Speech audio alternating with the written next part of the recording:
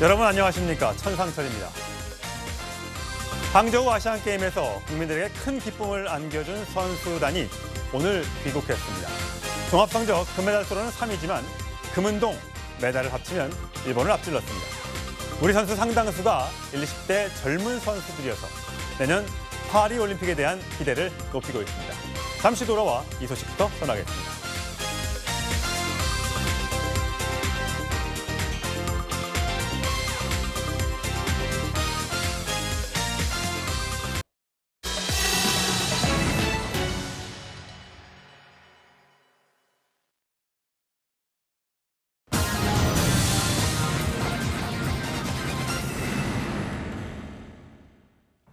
네, 이재명 민정대표의 구속영장이 기각된 이후 검찰이 불구속 기소를 할지 또 추가로 구속영장을 청구를 할지 등등에 대해서 아마 고민이 깊은 것 같습니다. 자, 앞으로 한동훈 장관 역시 재판에서 본격적으로 유무죄를 다투겠다 이렇게 밝혔는데 과거의 목소리만 한번 들어보고 오시겠습니다.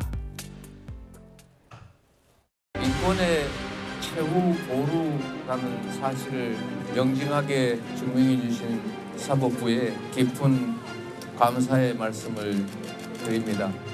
민주당에서 수사 실태의 책임을 인정하라 이런 얘기가 나오고 있는데요. 오거돈 전 시장, 김경수 전 지사, 김은경 전 장관 등등 수많은 사람들이 구속영장이 기각됐었지만 결국에 중형을 받고 수감됐었죠. 범죄 혐의자 측에서 영장 한 번 기각됐다고 기세등등하게 법 집행 책임자를 공격하는 것에 대해서 국민들이 좋게 보실 것 같지는 않습니다. 검찰은 증거 인멸을 말씀하신 거 원래 검찰은 그거를 위주로 구속을 시키자고 했던 건데 안 된 거잖아요. 영장 재판이라는 것은 한 사람의 판사가 수만 쪽의 기록을 하루 안에 단기간에 봐야 되는 거지 않습니까?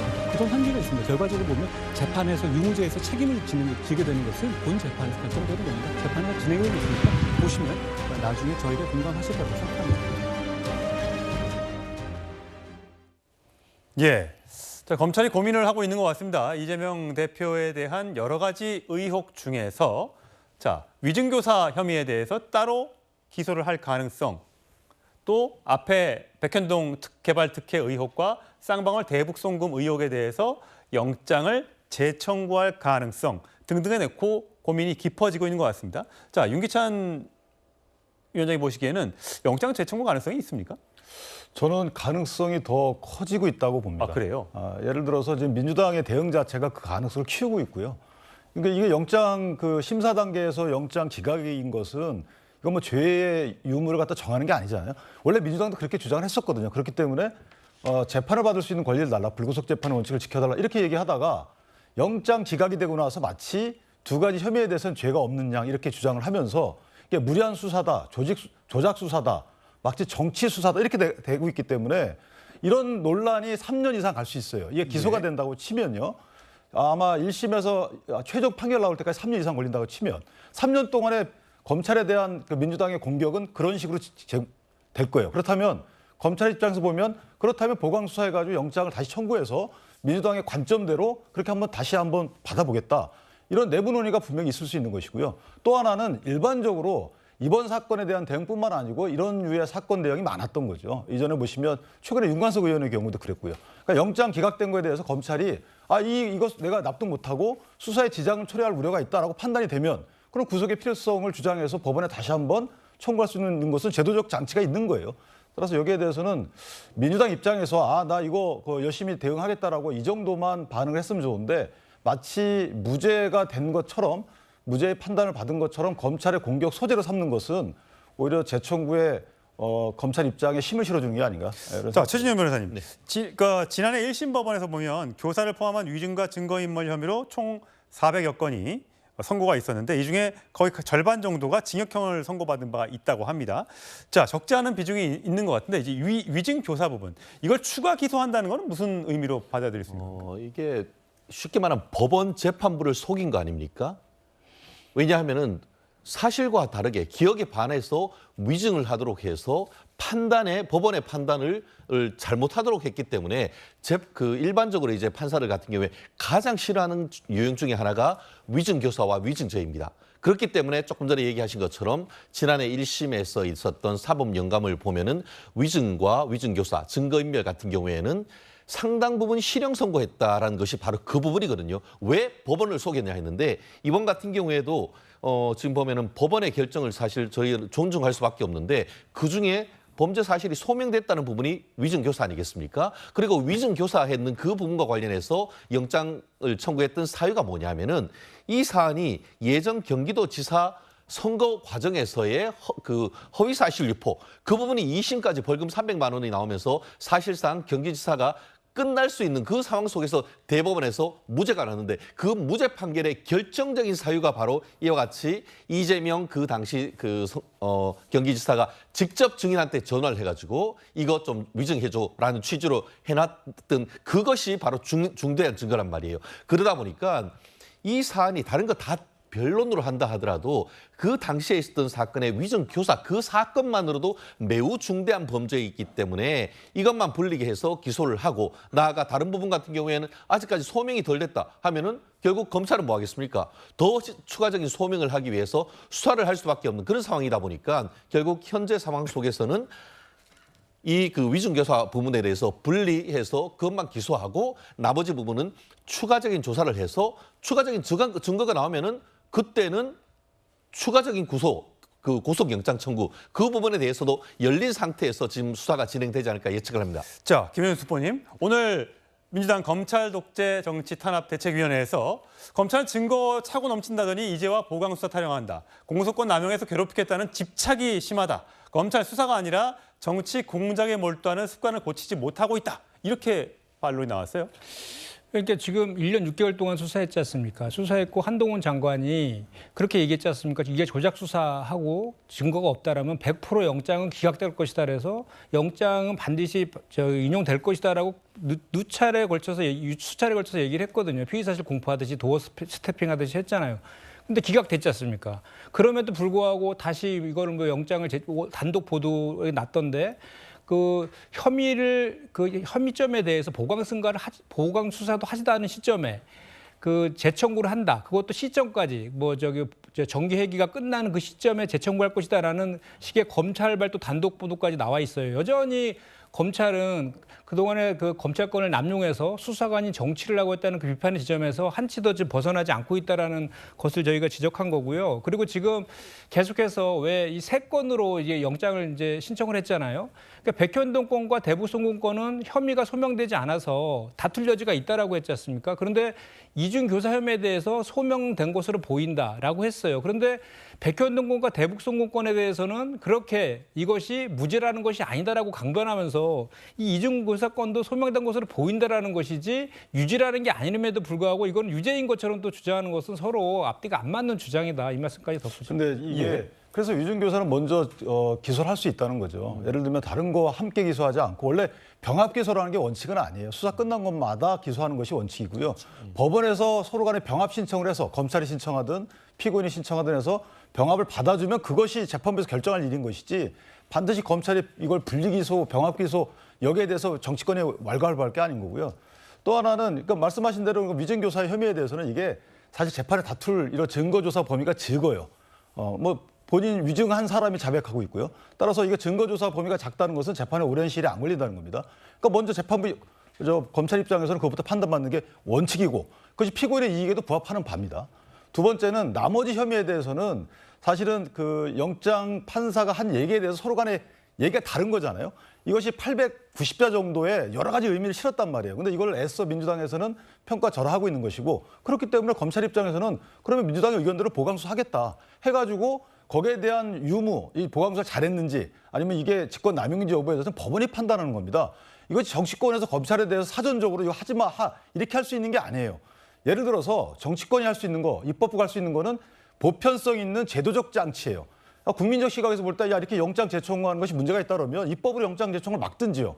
그러니까 보편적인 적용이 되는 이런 제도적 장치 강구에 힘쓰는 것이 아니고 오로지 본인을 대표 또는 정치인 이런 사람들이 있을 때마다 수사가 잘못됐느니 법원이 뭔가 잘못했다느니 이런 식으로 이해관계가 오로지 유력한 인사들의 이해관계가 있을 때만 이런 식으로 검찰을 공격하고 법원을 공격한다는 것이죠. 그렇다면 국민적 시각에서 볼 때 이게 옳은 것이냐. 저는 개인적으로 입법부는 보편성 있는 제도적 장치에 힘을 써라. 이게 맞다고 봅니다. 저도 이거 좀 반박을 좀 해야 될 것 같은데 저희 민주당에서 주장하는 것은 뭐냐면요. 이게 1년 6개월 동안에 뭐 수십 명, 70여 명의 검사를 투입하고 수백 명의 수사관 투입하고 370회가 넘는 압수수색을 하고 그럼에도 불구하고 영장이 기각됐다는 거예요. 그래서 이거를 표적 수사를 하고 있는 것 아니냐는 비판을 하고 있는데 보강해서 혐의가 있으면 재청구할 수 있죠. 그럼 그렇게 하면 되는 것인데 아직 보강된 혐의가 있는 것도 아님에도 불구하고 벌써 단독 보도발, 검찰발 기사가 나온 거에 대해서 비판을 하고 있는 것이고 이중 교사 혐의와 관련해서 그렇습니다. 이것이 15년 전에 재판에서 도출된 그 지류의 그 사건 아닙니까? 그때 당시에 증언했던 사람이 진술을 바꾼 거 아닙니까? 그리고 그거에 대한 물증으로 이제 녹취록이 있다라고 주장하는 것인데 그 녹취록도 일부만 검찰에서 유리한 부분만 따서 제출했을 가능성이 있는 것이고 이재명 대표는 본인은 그런 취지로 얘기한 것이 아니고 녹취록 끝부분에는 본인이 진정하게 그 증언을 해달라고 얘기한 것이지 인증해달라고 한 적이 없다라고 하고 있는 것이기 때문에 이것도 결국은 별거는 재판을 통해서 진실이 규명돼야 되는 그런 문제이지 이것이 유죄라고 이렇게 단정하면서 마치 이거는 뭐 시간도 금방 끝나고 재판이 그래서 이재명 대표가 뭐 그 선거법 위반으로 기소될 가능성이 유죄 판결 받을 가능성이 있다라는 식으로 이렇게 말하는 것은 너무 과도한 주장이다는 예. 것입니다. 자, 얼마 전에 이균영 대법원장 후보자의 인준 표결안이 부결이 됐죠. 민주당의 주도로. 자, 여기에 대해서 국민의힘이나 용산에서는 이재명 대표의 방탄을 위한 것 아니냐라고 의심을 하고 있습니다. 목소리 듣고 오시죠. 야당의 일방적인 반대로 부결됐습니다. 초유의 사법부 장기 공백 상태를 초래한 것은 대단히 유감스러운 일입니다. 국민의 권리를 인질로 잡고 정치 투쟁을 하는 것이라고 말할 수밖에 없습니다.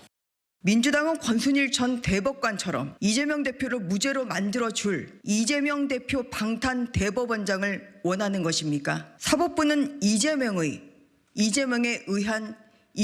위한 기관이 결코 아닙니다. 대법원장마저 이재명 대표 방탄을 위해 제 입맛에 맞는 인물로 알받기 해서는 결코 안 됩니다. 자, 박원석 전 의원님, 네. 오래 기다리셨습니다. 홍준표 대구시장이 SNS에 이렇게 했습니다. 철부지 처음에는 그러니까 이재명 대표의 단식에 대해서 비판을 하다가 중간에 단식이 길어지니까 철부지 어린애 밥 주정이란 말 사과하겠다. 단식을 중단하기를 하면서 이렇게 얘기를 했다가 엊그저께는 이재명 대표의 영장을 기각해 줬는데 이거 배은망덕하다. 이렇게 얘기를 했어요.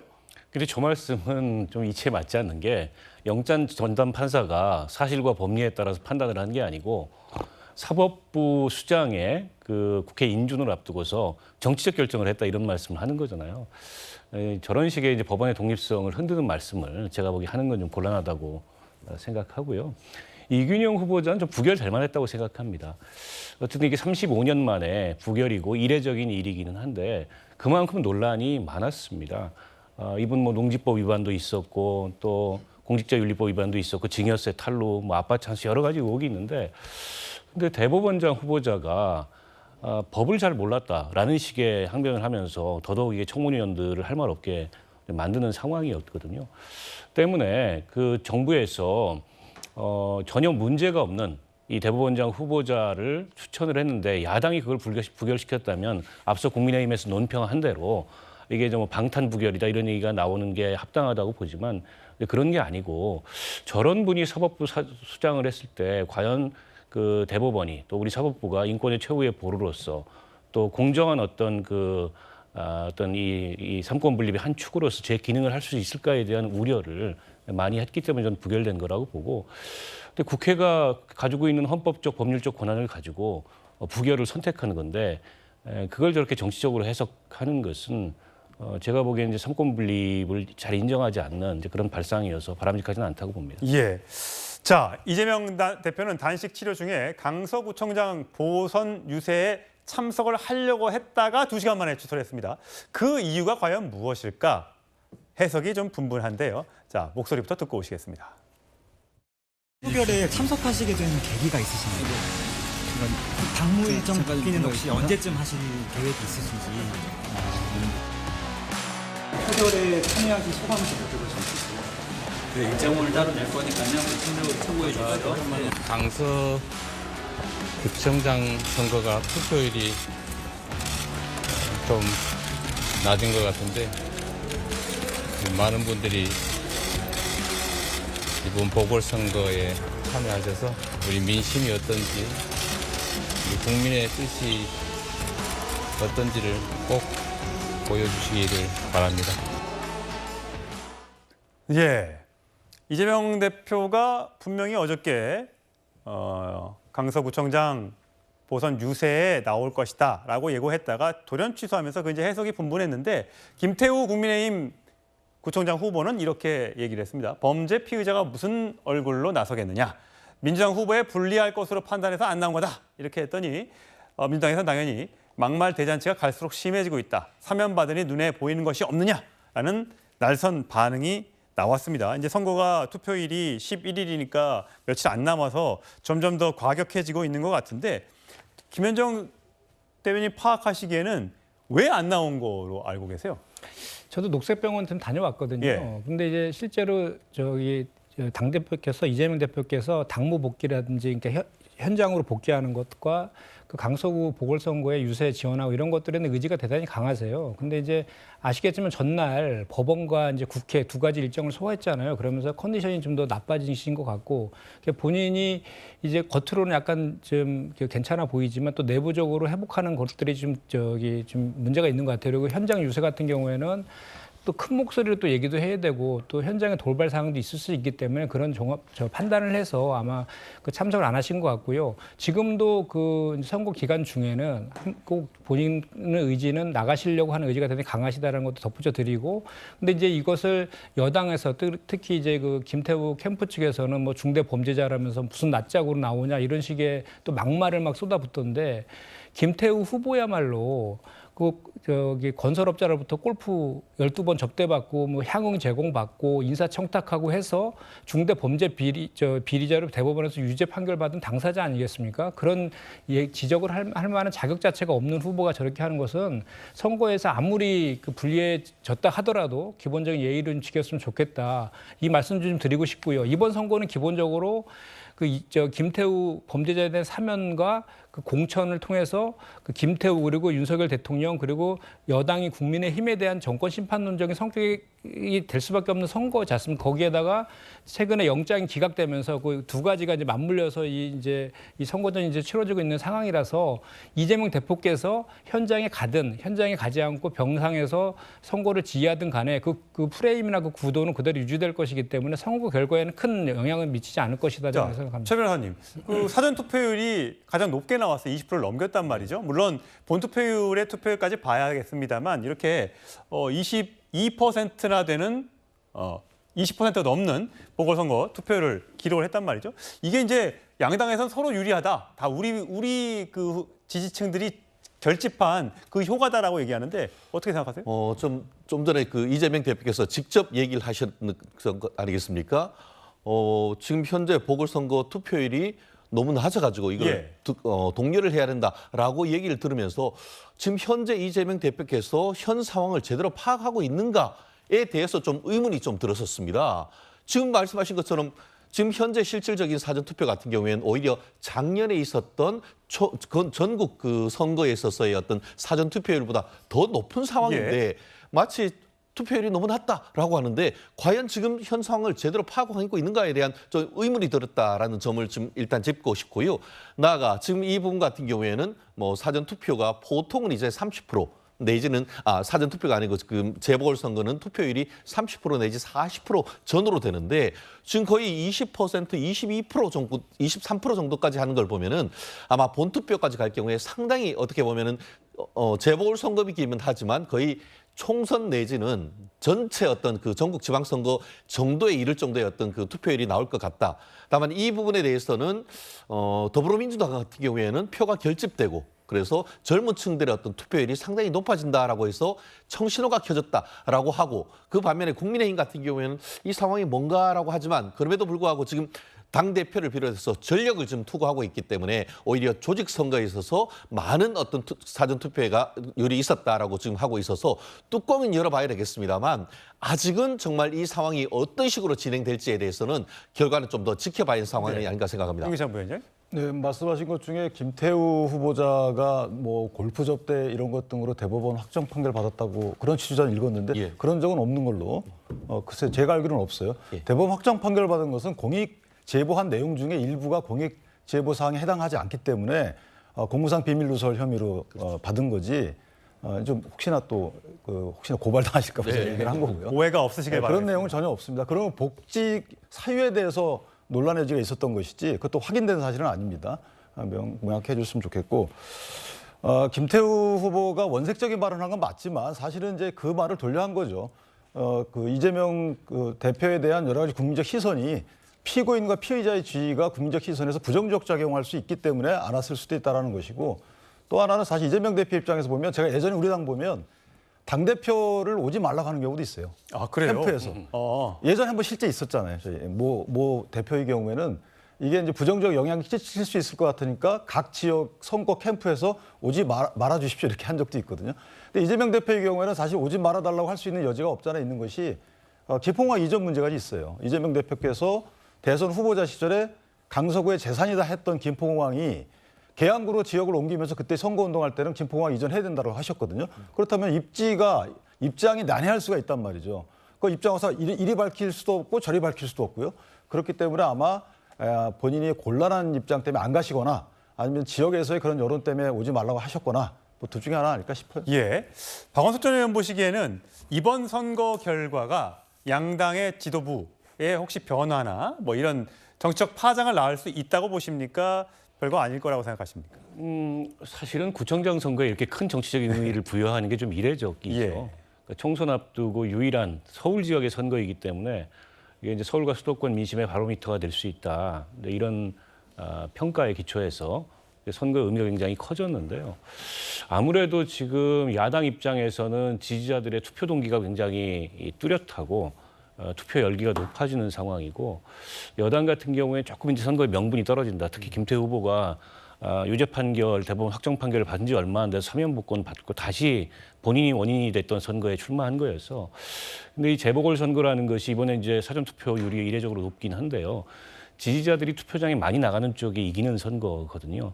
이게 이제 총선이나 전국 동시선거하고는 다르게 투표율이 상대적으로 낮기 때문에 근데 이번에 사전 투표율이 이렇게 이례적으로 높은 게 어느 쪽 지지자들이 나가서 투표한 거냐 이건 정말 뚜껑을 열어봐야 알 것 같아요. 예. 이렇게 의미 부여를 크게 해놓은 선거이기 때문에 선거에 지는 쪽은 타격을 받을 수밖에 없습니다. 그래서 일각에서는 민주당 쪽은 뭐 이재명 대표가 교체되는 식의 그런 어떤 그 타격까지는 안 되겠지만 이제 당의 어쨌든 주도권을 둘러싼 내용이 더 커지지 않겠나 이런 전망들이 나오고 근데 국민의힘이 여당이 이렇게 무리를 해놓고 선거에서 지게 되면 결국에 지금의 김기현 지도부가 계속 유지될 수 있겠냐 이런 목소리가 특히 수도권 출마자들을 중심으로 크게 나오지 않겠나 이런 관측들이 있습니다. 예, 제가 두 분의 주로 그 후보자들을 말씀을 드렸습니다만 정의당 권수정, 진보당 권예인, 녹색당 김유리, 자유통일당 고영일 후보도 강서구청장 선거에서 열심히 뛰고 있다는 사실 전해드리겠습니다. 저희는 다음 주로 가겠습니다.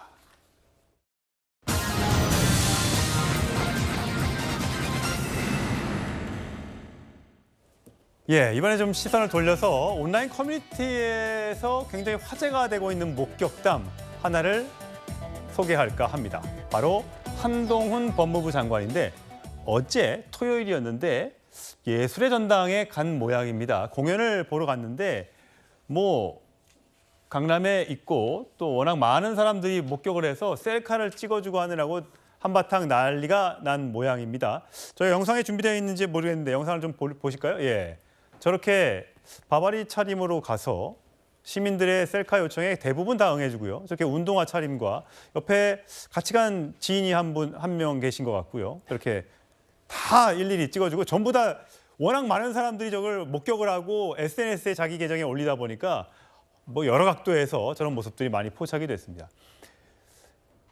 윤기찬 부위원장 보시기에는 한동훈 장관이 어떻게 보면 요즘에는 거의 법무부 장관이지만 거의 뭐 국민들한테는 연예인처럼 받아들여지는 모양이에요. 저는 저 현상을 현 정치권에 대한 어떤 반작용으로 읽혀요. 예. 그러니까 어찌 보면 뭐 민주당 분들이 말씀하시듯이 조금은 좀 격한 그 대응도 하기도 하잖아요. 너무 그때그때 꼬치꼬치 또 대응을 하고 하기 때문에. 그런데 요즘 젊은 세대 입장에서 보면 저게 맞다는 것이죠. 그러니까 지금 꼰대적 사고 방식으로 뭐 그 관료를 평가하는 이런 정치 문화도 바뀌어야 되는 것이 국민의원이 출석을 해가지고 국회의원들이 여러 가지 질의를 할 때 말도 안 되는 질의이거나 사실과 다른 질의일 때 그때그때 반박하는 것이 역대는 사실은 자제해야 되는 덕목이었어요. 근데 지금 그렇지 않다는 거죠. 왜냐하면 국회의원이라는 국민적 의사를 대변하지만 국민적 의사를 아무리 대변한다 하더라도 사실과 다른 질문을 용인하게 어떤 힘을 위력을 과시하거나 할 수 없는 거잖아요. 저것이 만약에 청담동이었으면 또 어땠을까요? 청담동 뭐 술집이었으면. 그런 식으로 국회의원이 말도 안 되는 반론을 제기하거나 거짓 가짜뉴스로 추궁을 하는 이런 거에 대해서 국민들이 이거는 반작용으로 한동훈 장관이 국무위원이지만 사실 MZ세대의 이런 어떤 자세, 태도 등을 반영하는 것이다. 좀 그렇게 평가하고 있습니다. 보통은 이제 저렇게 정치인들이라면 저렇게 본인이 간 거를 본인의 SNS에 올리는데 저건 목격자들이 전부 다 저기 있는 일반 시민들이 사진을 찍어서 SNS에 올리는 영상들과 사진이란 점 말씀을 드리고 뭐 평소에 음악 감상이 취미라고 하는데 한동훈 장관 요즘에 굉장히 그 정치적으로 여러 군데에서 주목을 받는 인물이었는데 주말에 저렇게 문화공연 활동을 하면서 또 굉장히 화제가 됐던 것 같습니다. 근데 한동훈 장관이 여러 차례 저런 외부에서의 그 장면들이 포착이 되면서 인기가 뭐 제법 있는 것 같아요. 하여튼 제가 영상을 하나 준비한 게 있는데 그거 하나 보고 얘기를 나누겠습니다. 하나, 둘. 안녕하십니까, 장관님. 기대가 큽니다. 안녕하세요. 제가 별로 시간이 굉장히 많으니까. 이거 원래 저도 꼭 장관님처럼 멋진 사람이 되겠습니다. 그거는 다 아닌 것 같고. 네, 아닙니다. 현대고에 되게 존경하신다고 제 친구들이. 한 명만 얘기 들어서 그럴까요? 네. 꿈이 검사입니다. 경동. 별거 없어? 감사합니다. 꿈이 검사인데 별거 없어요. 네, 어쨌든 뭐 스카프나 들고 다니는 옷이나 입고 다니는 옷, 그다음에 일거수일투족이 굉장히 관심을 받고 있는데 그래서 아마 더욱더 조심을 해야 될 겁니다. 일거수일투족을 관심을 받고 있기 때문에 또 어린이들한테 또 그렇게 또 인기가 많다면서요. 뭐 손편지도 써주고 책 선물도 주고. 그렇습니다. 취임식이 동영상이 100만 뷰나 100만 번이나 이제 사람들이 검색을 하고 한 지자체에서 했던 강연 동영상은 300만 회의 어떤 그 동영상 그 조회수가 됐다라고 하면서 문화계에서는 한동훈 현상이다라는 그 키워드까지 나온 것 아니겠습니까? 지금 얘기한 것처럼 얼마 전에 이제 한동훈 장관 업무수첩에 뭔가 스티커가 붙어 있었는데 뭔가 봤더니만 이 어린 학생이 이제 스티커를 이제 팬이라고 하면 줬는데 그걸 이제 붙일 만큼 어떻게 보면은 그 정치인이 아닌 법조인입니다만 정치인보다도 훨씬 더 어떤 정치적 감각, 현재의 어떤 그 본인들의 지지자들의 어떤 그런 사랑을 잘 표현할 수 있는 그런 부분이 있다 보니까 국민의힘으로서도 내년 어떤 총선에서 상당히 귀중한 어떤 그 선거 자원이다 이렇게 얘기를 하고 있고 그 반면에 민주당 같은 경우에는 어떻게든 한동훈 장관의 어떤 그 역할을 어떻게 보면 그 제한하려고 하는 그런 시도가 있을 만큼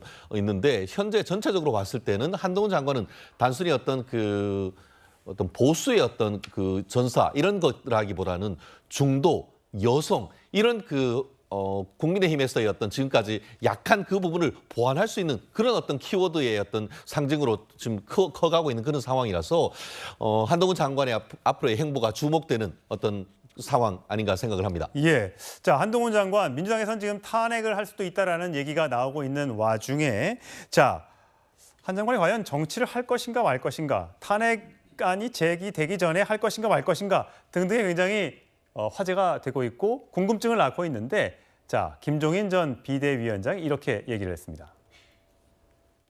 험지도 있는데 어디로 가야 됩니까? 한동훈 장관이 그렇게 참 이름이 널리 알려져 있고 이렇게 여권에서 신망이 두터운다 그러면은 어디 강력한 후보끼리 붙어서 한번 해보는 것이 그게 정치인으로서의 용기가 필요한 거지 하려면은. 야당의 강력한 주자 지역군 가요? 그러니까 어디가 되는지 모르지만 한번 그런 시도를 해야만이 정치인으로서 클 수가 있는 거예요. 예. 한동훈 장관을 포함해서 과연 여당의 잠룡들이라고 표현되는 이 후보들이, 이 정치인들이 과연 이번 총선에 출마할 것인가를 놓고 굉장히 관심이 뜨겁습니다. 특히 원희룡 장관 같은 경우에는 경기도 고양에 출마설이 돌고 있습니다. 아직 장관을 하고 있습니다만 나머지 이 안철수 국민의힘 의원과 오세훈 시장의 역할도 다음 차기 대선에서 관심을 끌고 있는데 일단 박원석 전 의원님, 네. 그 민주당에서 한동훈 장관에 대해 탄핵을 할 수 있다. 정기국회 끝날 때까지 기다려보겠다. 그 지나면 탄핵을 할 수도 있다라고 지금 얘기가 나오고 있는데 실제로 탄핵을 할 거라고 보십니까? 안 할 거라고 생각하십니까? 글쎄요, 저는 뭐 그런 얘기가 나오고는 있지만 실제 실행을 할 것 같지는 않습니다. 자칫 이게 이제 탄핵을 했을 경우에 그게 가져올 수 있는 정치적 역풍도 고려를 해야 될 거고 또 국무위원 탄핵이라면 하면 중대한 헌법 법률 위반 사항이 있어야 됩니다. 근데 이제 한동훈 장관이 민주당 입장에서 밉기는 하지만 탄핵을 할 만큼의 중대 법률 위반, 헌법 법률 위반 사항이 있느냐. 이거는 사실 굉장히 논쟁적이거든요. 그러니까 민주당에서 얘기하는 건 한동훈 장관이 제안 설명을 국회에 나와서 이재명 대표 그 체포 동의안에 대한 사실상 이건 뭐 피의 사실을 공표하는 수준의 혐의를 낱낱이 열거하면서 법을 위반했다 이렇게 주장하는데 근데 한동훈 장관이 이 국민의힘의 하영재 의원에 대해서 체포 동의안 설명할 때도 똑같은 방식으로 했거든요. 그럼 그거에 대해서는 왜 피의 사실 공표나 이렇게 문제 제기를 하지 않았냐. 근데 이런 반론도 가능하고 그게 과연 국무위원을 탄핵할 만큼의 위법한 그런 제안 설명이 있느냐에 대해서도 법률적으로 쟁점이 많을 것 같아요. 그래서 저는 그 탄핵 카드를 만지작거리되 실제 그걸 실행하지는 않을 것 같고 그리고 한동훈 장관을 탄핵한다는 건 발을 묶어놓겠다. 총선 때 한동훈 활용론을 아예 지워버리겠다 이건데 한동훈 장관이 지금 출마할까요? 그에 대해서 여권 내에서조차도 지금 반신반의하는 상황에서 굳이 역풍을 초래할 수 있는 그런 무리한 탄핵 카드를 쓰지는 않을 것 같다. 저는 그렇게 예상합니다. 김현정 대변인 혹시 들으신 거 있으세요? 탄핵을 한다 안 한다? 일단은 그 계속해서 아까 전에 말씀드렸지만 그 이재명 대표에 대한 수사를 거의 뭐 법무부 장관은 검찰총장만 개별 사건에 대해서 지휘할 수 있음에도 불구하고 진두지휘한 것은 뭐 국민들이 다 보셨기 때문에 다 확인된 내용인데도 불구하고 영장이 기각됐는데 이거에 대해서 표적 수사한 거에 대해서 정치적으로 민주당에서 이제 지금 사퇴를 처음 본인이 제일 먼저 사퇴하는 게 좋지만 안 되면 대통령한테 그 파면시켜라라고 주장하고 있는 것이고 그 다음에 탄핵에 대해서는 아직 뭐 결정된 내용이나 이런 내용은 없습니다. 그런데 이제 그 10월 27일까지가 국감 기간이니까 그때까지 지켜보겠다라는 정도의 스탠스를 지금 갖고 있는 것인데요. 그 과정 속에 사이에서 이제 그거에 대한 판단들을 내부에 논의하는 그런 과정들이 있지 않을까 이런 말씀을 좀 드립니다. 예. 근데 이게 한동훈 장관이 수사를 진두지휘한 적이 없어요. 이게 이제 그렇게 볼 수도 있는데 이거 언론에 이제 자꾸만 그런 인터뷰가 나오니까 그런 거죠. 법무장관한테 언론이 물어보아서 대답한 거지 본인이 기자회견한 적도 없고요. 아까 말씀하신 대로 의회에서 한 것은 그건 국회법에 그렇게 제안자가 취지를 설명할끔 돼 있으니까 한 거고요. 그 법에 따라 한 의무사항으로 한 겁니다. 그다음 한동훈 장관이 기자질문에 대해서 한 내용도 전부 다 원론적이에요. 그러니까 진두지휘했다라고 하는 것은 이제 뭐 이렇게 본인의 평가일 수 있는데 사실은 아니다. 그렇게 말씀드립니다. 진두지 하듯이라고 제가 표현을 했고요. 알겠습니다. 아까도 제가 본인이 발언한 내용이 다 있잖아요. 조작 수사나 증거 없으면 기각될 것이다 그랬는데 기각됐잖아요. 그런 것들에 대해서 그동안 얼마나 많은 피의사실 공표와 또 공무상 기밀 누설 등을 통해서 이재명 대표를 범죄화시키고 악마시켜 왔습니까? 그거에 대한 그 책임을 묻는 것은 민주당에서 당연한 저는 입장이라고 하나만 더 생각하고요. 말씀드리면 자, 조작 수사가 있고 증거가 없으면 기각되겠죠. 그러나 기각된다고 해서 다 뭐 무죄입니까? 이게 구성의 오류인 거죠. 예를 들면 그러면 기각되는 전체 범죄의 20%에 해당하는 거, 영장에서 기각되는 부분, 이 부분도 전부 다 무죄가 나왔을 거예요. 그게 아니잖아요. 김경수 지사, 오거돈 다 유죄 나왔잖아요. 그러니까 지금 말씀도 지금 논리 비약을 얘기하고 있는 거예요. 말을 바꾸는 거예요. 제가 말씀드리는 한동훈 장관은 인신구속을 시키기 위해서 그걸 목표로 해서 계속해서 수사해 왔단 말이에요. 그 과정 속의 발언을 제가 얘기해 드린 거고 분명히 기각될 것이다라고 했잖아요. 그 유죄가 될 것이라고 얘기한 것이 아니라 그래서 그거를 다시 이제 와서 그게 기각이 되니까 이제 말을 바꿔서 이건 중간 수사 결과일 뿐이다. 나중에 그 진실은 법정에서 가려질 거 이렇게 또 말을 바꾸고 있는 거잖아요. 그거에 대한 지적은 충분히 할 수 있는 것이죠. 제가 과한 모습일지 몰라서 여기까지만 할게요. 뭐냐면 한동훈 장관은 법무장관이에요. 그런데 영장 청구 여부에 대해서 본인이 수사지휘권을 발동하지 않는 한 정치권에서 영장 청구하지 말라는 압력이 들어왔을 때 막아줘야 되는 거 아니겠습니까? 그건 법무장관의 임무예요. 그런 차원에서 아니 걱정하지 마라. 당신들이 만약에 조작 증거나 증거가 없으면 기각되겠지. 이런 일반적인 얘기를 한 걸 두고 마치 기각된다는 것을 예언하고 공언한 것처럼 이렇게 하면은 글쎄요 이게 어떤 해석인지 모르겠어요. 과정을 국민들이 봤으니까요. 한동훈 장관의 일거수일투족 또 국회에서 발언 등등이 굉장히 화제가 되고 또 논란이 되기도 합니다. 앞으로의 한동훈 장관의 또 행보 계속해서 관심을 갖고 지켜보도록 하겠습니다. 다음 주로 가겠습니다.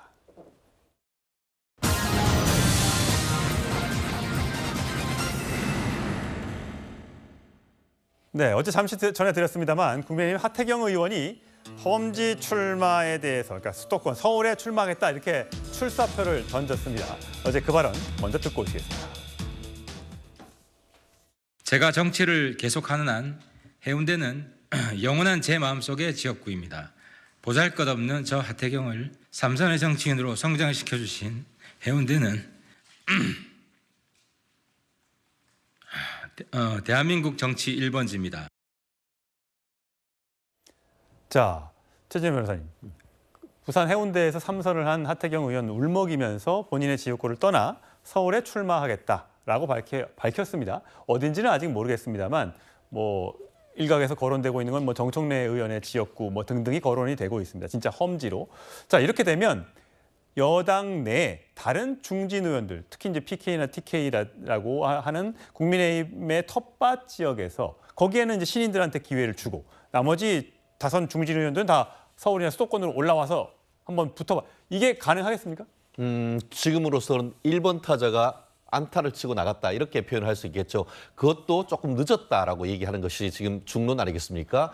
기존에 어떤 총선이 있고 하면은 한 6개월 이전에 이와 같이 중진들이 본인들이 스스로 불출마 선언을 한다든가 아니면은 험지 선언을 통해 가지고 이 신진대사 특히 혁신의 어떤 그 경쟁을 하는 시발점으로 삼는 케이스가 많은데 사실 이러한 어떤 그 출발이 지난주에 그 긴 연휴가 있었던 추석 연휴 직전에 있었다라고 한다고 하면은 국민들 밥상에 국민의힘이 먼저 스스로 내려놓고 혁신과 경쟁에 어떤 우위를 점했다 이럴 수 있을 텐데 살짝 그 타이밍이 반타이밍 늦었다는 점에서 조금 아쉬움은 있습니다만 늦었지만 잘했다 저는 그렇게 평가를 할 수 있는 것이 본인 스스로도 벌써 12년 전에 이미 이제 그 어떻게 보면 선배님들이 물려준 자리에 가서 지금 3선을 해왔다. 그렇다는 점에서는 나도 그와 같은 좋은 유산을 물려주고 지금 서울에 와서 험지 특히 좀 전에 얘기하셨던 뭐 정청래 의원이 있는 마포 을 같은 곳에서 한번 열심히 해보겠다 이런 얘기를 하고 있어서 아마 이것이 그 하나의 설계가 되면은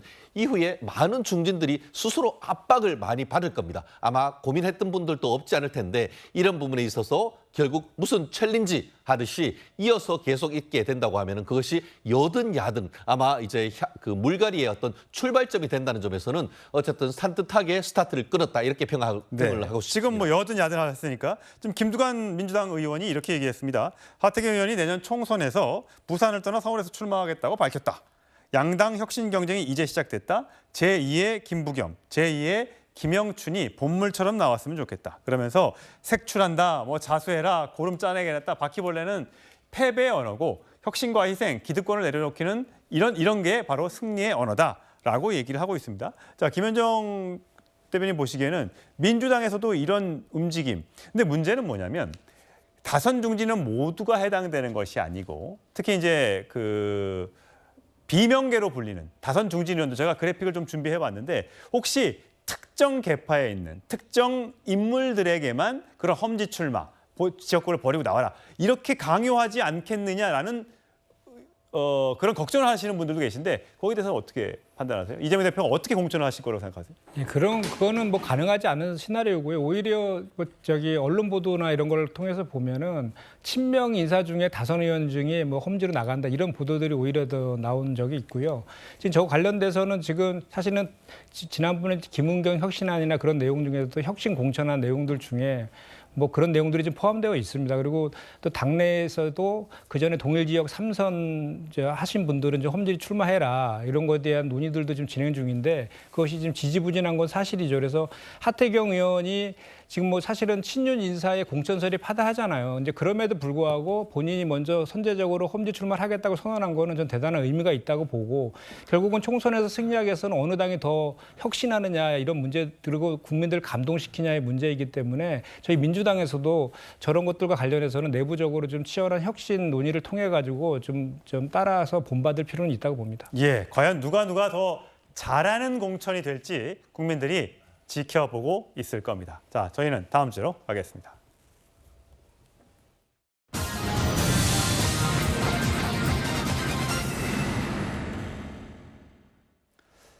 자, 좀 밝은 소식 좀 전해보도록 하겠습니다. 자, 한국의 가왕 1위는 누구일 것인가? 월 30만 원 벌었던 영웅, 이분은 누구인가? 자, 여러분은 가왕이 누구냐라는 질문을 받는다면 어떤 가수를 꼽으시겠습니까? 예, 지금 들리는 이 음악의 주인공, 바로 조용필 씨. 대중음악평론가 39명이 선정을 해봤더니 1등이 조용필, 2위가 이미자, 3위 김광석, 4위 나훈아, 5위에 아이유 씨 이렇게 들어가 있었습니다. 자, 하주연 변호사 나오셨습니다. 예, 뭐 본인들이 좋아하는 가수들이 다 따로 있긴 할 텐데 조용필 씨 가왕이라는 뜻 들으면 바로 그냥 조용필이라는 단어가 떠오를 것 같긴 합니다. 어떻게 보면 이번 수사 결과는 좀 예견된 결과가 아니었나 싶을 정도로 누구나 동의하는 어떤 결과가 나온 게 아닌가 그런 생각이 듭니다.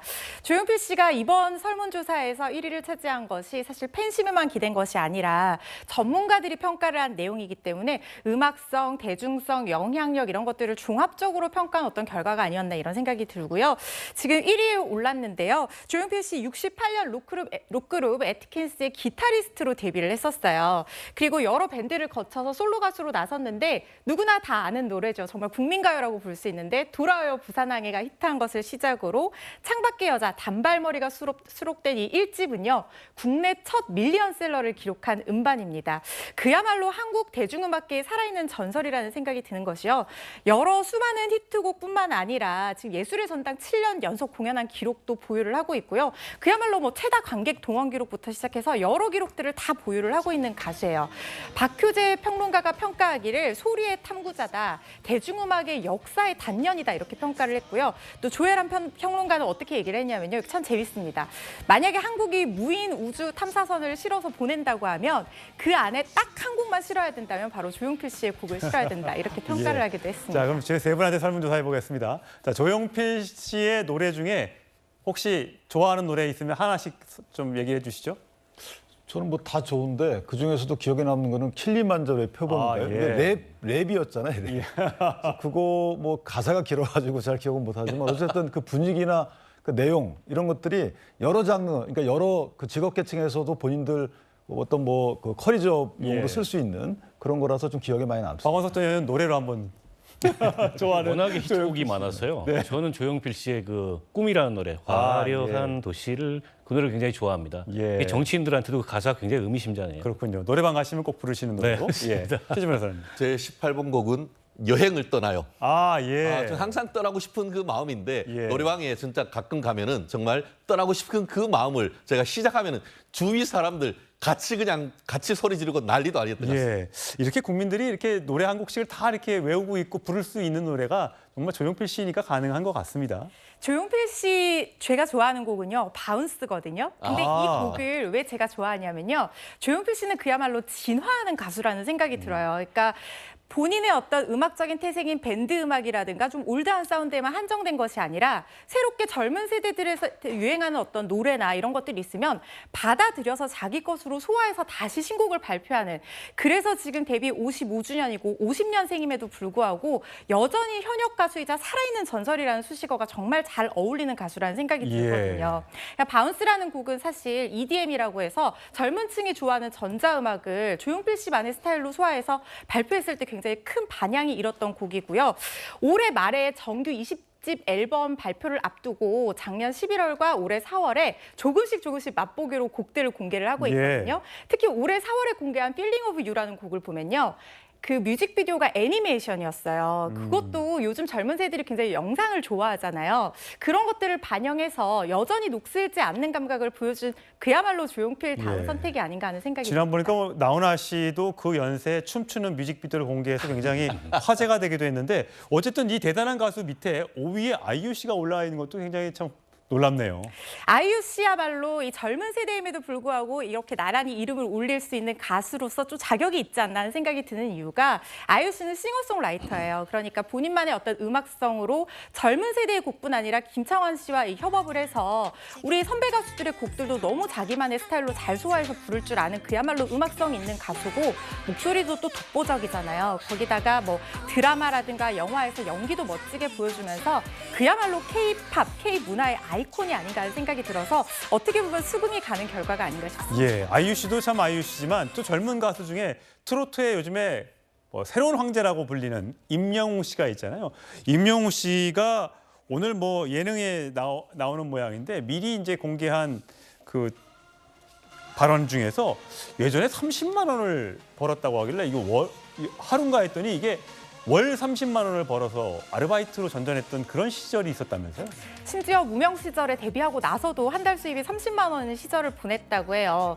그때 이제 너무 힘든데 스케줄을 소화를 해야 되다 보니까 정규 아르바이트나 직업을 구하기에는 이 시간이 안 됐던 거예요. 예. 그래서 뭐 편의점 아르바이트, 마트 아르바이트, 뭐 공장 아르바이트부터 시작해서 심지어 군고구마도 구워 팔았다고 하는데요. 예. 근데 정말 재밌는 게 임영웅 씨가 그때도 신념이 투철했어요. 그래서 맛없는 고구마를 팔면 좀 수익이 많이 남을 수 있는데 장사는 잘 됐지만 자기는 양심상 그런 고구마를 팔 수가 없어서 맛있는 고구마를 떼다가 팔았다는 거예요. 그래서 예. 수익이 그렇게 높지 않아서 다쳤는데도 약을 살 돈이 없어서 본인이 자전거 타고 가다가 굴러서 온몸에 피가 흐르는 상황인데 약을 살 돈이 없었던 거예요. 그래서 자주 가던 식당 이모님한테 연고 좀 구해주세요 했더니 그 이모님이 임영웅 씨한테 연고를 사다가 붕대를 칭칭 감아주면서 치료를 해주셨다는 거예요. 그때 굉장히 감동했다 이런 일화도 있고요. 예, 그렇군요. 임영웅 씨가 이렇게 힘들게 고생했던 것이 우리한테 울림을 주는 이유는 아무래도 임영웅 씨가 지금 굉장히 선한 영향력 행사하고 있잖아요. 그래서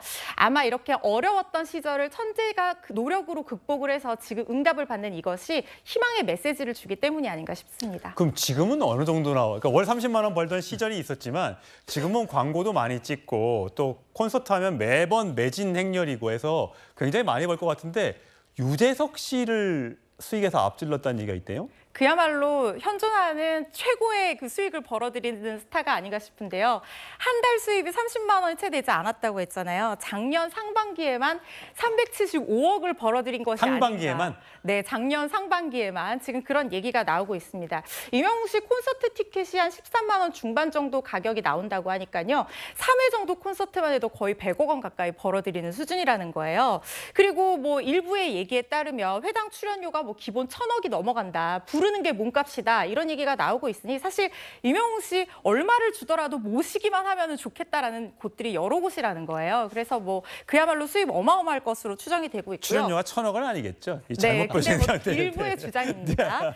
그리고 이제 작년에 광고 모델료 수익이 대략 80억 정도로 추산이 되고 있는데 예. 세금 절반을 떼더라도 40억 정도의 순수익이 나올 것이다. 거기다가 이제 개인 채널이라든가 음원 수익까지 합하면 그야말로 진짜 억소리 나는 수입을 올리고 있을 것이다. 이런 추정들이 나오고 있습니다. 보통은 이제 소년그룹, 보이그룹이라고 하면 여성 팬들이 이제 젊은 팬들이 많은데 그 팬들보다 임영웅 씨는 거의 어머니 팬들이 많잖아요. 그 어머님들이 뭐 광고 모델이면 뭐 정수기다 뭐 이러면 정수기 뭐 2대씩 사주고 막 이래가지고 엄청나게 그 광고 효과가 있고 그래서 광고를 또 많이 받고 뭐 그런다 그러대요. 저희 어머니도 임영웅 씨가 광고하는 옷을 사달라고 하셔서 제가 한 벌 또 선물을 해드린 적이 있는데요. 예. 그런데 팬들이 진짜 뭐 어머님들의 대통령이라는 얘기까지 나올 정도잖아요. 근데 임영웅 씨가 정말 내가 인기가 있어졌구나 이렇게 실감할 때는 뭐 물론 수익을 벌어들이는 순간도 있겠지만 그것보다는 식당 가서 김치찌개 하나를 주문해도요. 자기뿐만 아니라 일행한테 거의 푸짐한 한 상이 엄청나게 서비스가 많이 나오는 그런 상이 나온다는 거예요.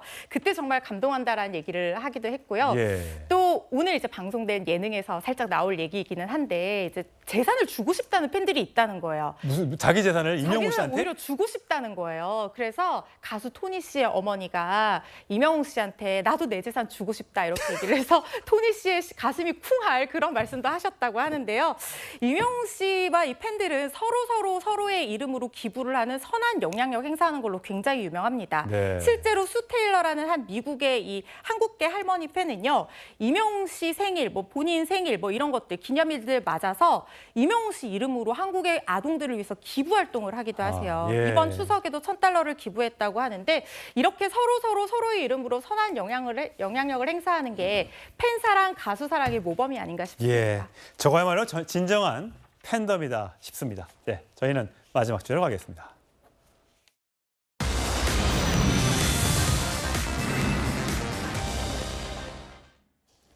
네, 중동 팔레스타인의 무장 세력 하마스가 이스라엘을 대대적으로 공격했습니다. 수천 발의 로켓포트를 기습적으로 쏘고요.